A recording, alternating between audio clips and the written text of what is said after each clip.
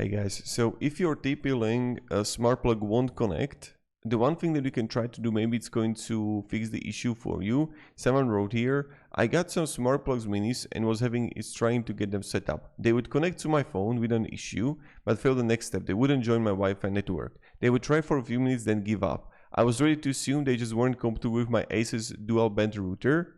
Once more and finally realized that when the device tried to connect to my Wi-Fi, LastPass was filling the password field with the Kasa account password instead of the Wi-Fi password.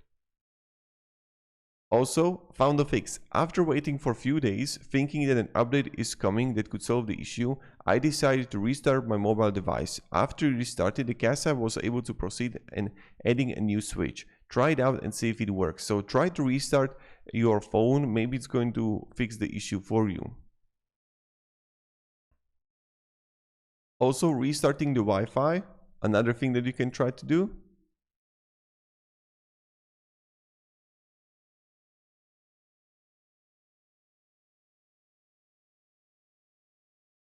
Also, you can restart the device.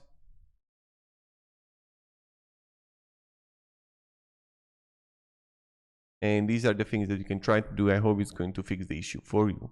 So, yeah.